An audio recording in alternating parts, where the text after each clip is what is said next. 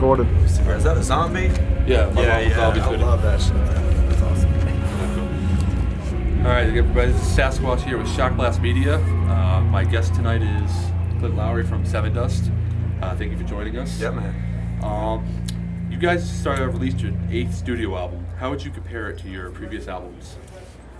I don't know, man. I think we tried to encompass everything that we did on all the records in this one. Like, you know, we have a very heavy side to us. We have, some melodic,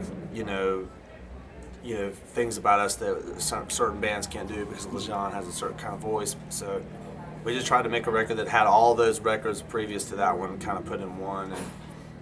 And they're always different. You know, we're different people than we were when the first record came out, and we've evolved, but pretty much we try to stick to what we do best. Was there anything different that you guys did during the creative process? I haven't done a record with him in 3 records, so this is the first one that I did, with him. So, as far as the last one I did was Seasons, so this one we tried to incorporate like some help. Like we got Johnny K to produce it, and the last 3 before that were self-produced. The guys did themselves pretty much. And that was, something we wanted to try. We want to get that outside entity. My older brother helped produce it as well. Corey. You said this is the first one you've done in 3 records. You've been on tour with Korn as a support guitarist. Yeah. And you've also done the Dark New Days. How was that experience working? It was good, man. I mean, they're always a learning experience. I try to use, a lot of the things the Korn guys did. I tried to incorporate that. I learned a little bit just from watching other camps, other families work. They were cool, man. Dark New Day, that was my older brother and some guys I've known my whole life, and that was a really good experience, man. Just to get out and try something new with some friends and family, And of course, I missed Sevendust. It was really weird at first, and I never felt like, this. I've been with these guys so long. It's like home. So. You guys now have your own label, Seven Brothers. Yeah. What's it like running that forward?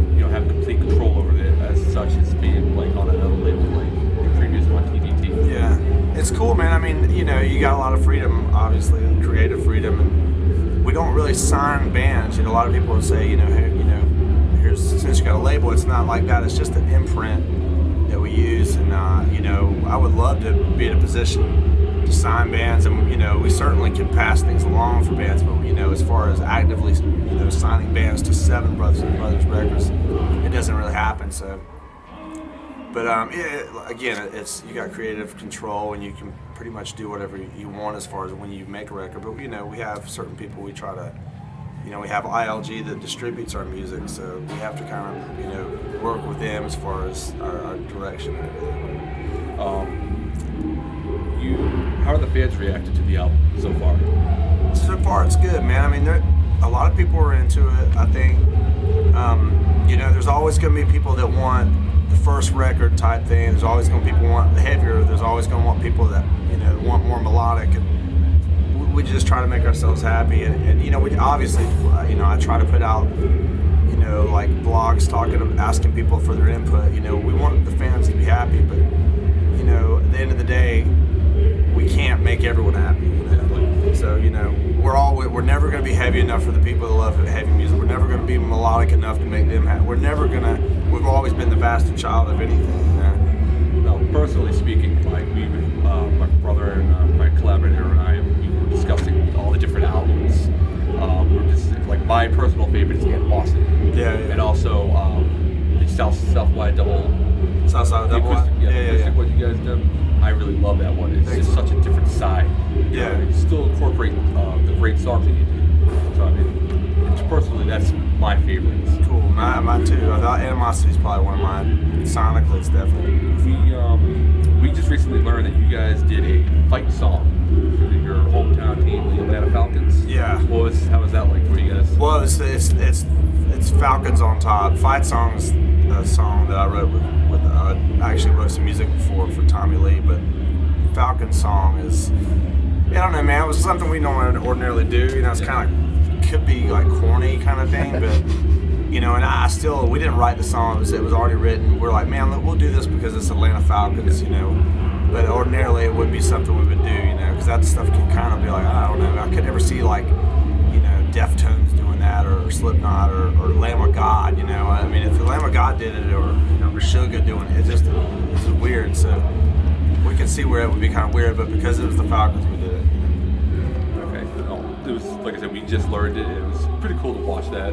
Show support for your local team. Yeah. It'd be kind of cool to see, because we have the Dropping Murphys who supported the Red Sox, and it would be kind of cool to see maybe like Shadows Fall or Killswitch Engage to a Patriots. Yeah.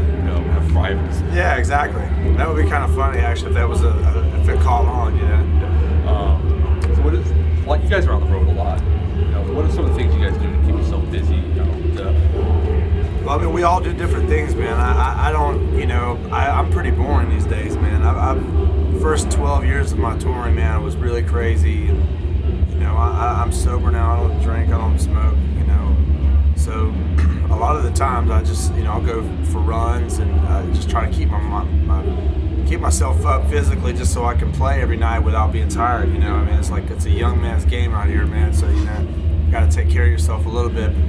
That's to each his own out here. We all do different things to kind of pass the time. Everyone's into sports real heavily. So everyone's into different things like that. So when it's football season, there's always something going on, like that kind of stuff. We're guys, man. We're just trying to do guys stuff. Well, we just follow you guys on Twitter. Yeah. And we recently found out you were expecting another child. Yeah. Congratulations. Thank you, man. So you're obviously looking forward to that. Yeah, man. That's been, it's amazing how much time that occupies. Yes. Now, with the Cold Day Memory came with a bonus DVD, behind the scenes making of it.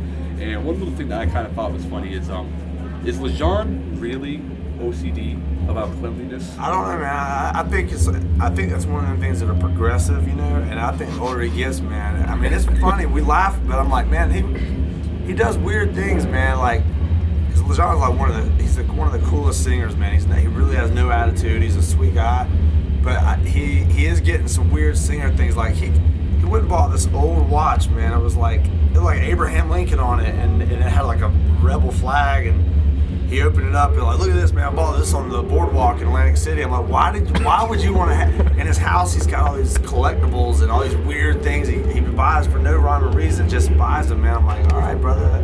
He likes everything to be neat. He likes shiny things. He likes lights. He's a trip, man. He's like his own person, man. What was it like working with the other artists on the last CD, Chapter 7, like Chris Daughtry, Miles Kennedy? Man, I wasn't back in the band when they did that record. Yeah, I don't have any kind of info. Well, is there anybody they would like to work with on another record? Man, I would like to. Yeah, man, I'd like to get some other, a few different singers involved, or like like some guitar players. On this next record, man, I want to really break out some old metal and and just really break out a lot of guitar work, and maybe get some dual guitar crap going on. Just fun. I don't know, man. I don't know. There's a lot of different people out there that I like, that as far as what would make sense to work with us, like I said, it would be. It's hard, there's a lot of people. Is it ever frustrating watching bands that opened for you years ago now having surpassed you in a sense? I mean, you know what? It's this way. This is the way I look at it. My perception of it used to be like a lot of jealousy and like, man, bitterness.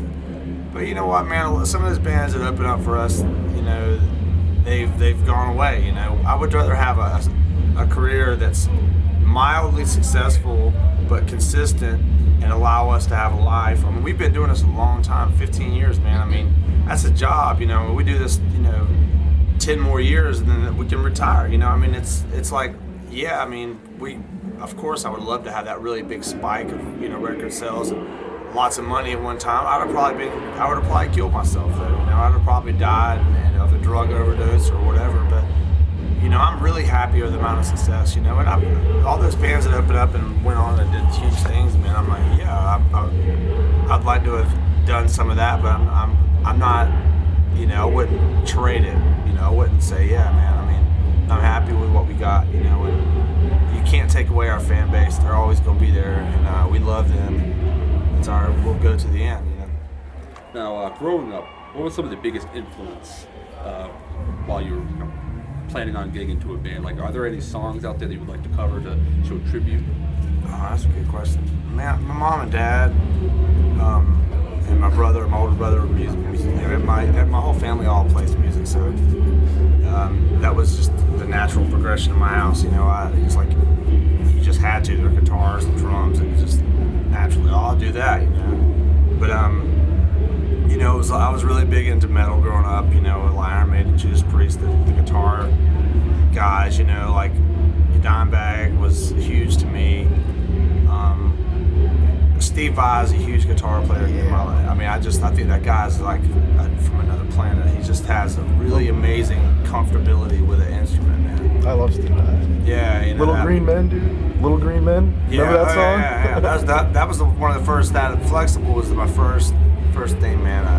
I grew up during that era, but yeah, I mean, there's I'd like to do a couple of things like Steve Vai. I'd actually like to have him do some stuff on our record with one, just to rip an amazing solo with him, But that'd be awesome. Because you put him in the context of our band. If you put him within our sound, he would destroy it. It would make ours. It would just be like this really aggressive, but then he would have that proper music finally to jam on because he can go out there. But I don't know, man. I'd like to do like, there's a lot of different covers I like to do. We don't. There's a lot of tribute that I like to give to all the guys that I grew up on, Dimebag especially. Now, I first came in, you obviously noticed the song unity. Yeah. Is there like anything out there like movies or music or video games if you're into them that you want to get into or like see? Man, I love movies, man. I'm a movie fanatic. I've just been huge into cinema, man, and film my whole life, and I'm a movie buff, man. That's all I do on the road. I go see everything, and I like remakes and everything, man. I'm huge on, I don't know, man. There's like video game wise, Call of Duty is probably my favorite. Just any of those games where there's strategy involved, and you're killing people, man. I would play those games, and then when each one of them will come out, I get into them so much, and then I'll be eating dinner, man. I'm like thinking about I need to get back to my men. I gotta get back. This is like I can't let him get more kills than me. Yeah. It's just really awesome, man. You get escaping that stuff, man. And to me, it's awesome. I mean, with the new Call of Duty coming out next month, Black Ops, that's going to be a lot of fun, especially with the new ranking system. Yeah. So I'm pretty sure you're going to have a blast. Because the thing is, you earn money to buy the unlockables instead of just going up. Yeah. So you're going to be probably more hardcore at it this time. You're going to be devoted to this. I don't even have any players, man, any systems, because I know if I have them, it's over, man. My career, I'm not. So when we do records, we'll have them on the bus every now and then. But I purposely don't, man, because every time I do it, it takes over my life. I wouldn't pick a guitar up if I had that player or system. And I love it, man. So if I get Black Ops, it'll be over with. Is there any if you could have a fantasy tour, a dream tour, who would it be? Like anybody past, present, you could pick one tour the last one you would ever want to do? I don't know, man. That's such a hard question, man. I mean, there's so many bands. I don't want to say anything particular because certain people expect certain answers. I don't know, man. I would like to do one of them like Back to the Future things and play what we do now on the first Woodstock. And just like play for it. Really be aggressive before aggressive was even thought about. Stamped in the history books. Yeah. Just like put a ripple in the whole, history, music. Okay. Cool, man. Well, is there any last comments you want to make? No, just thanks for the support. You're amazing, and I hope that you enjoy the new record, and please come out and support us live. All right, guys, this was Clint Lowery from Sevendust. It's all right, I go by both of them. Yeah, my brother obviously looks exactly like me. We get that all the time. Yeah. So it's just a habit. So No worries. this is Sasquatch with Shock Blast Media. Hope you guys enjoyed this. Come support Sevendust, see them on the road. Our new record, Cold Day Memory, is out. Definitely pick it up. Thanks, man. All right. You guys are awesome, man.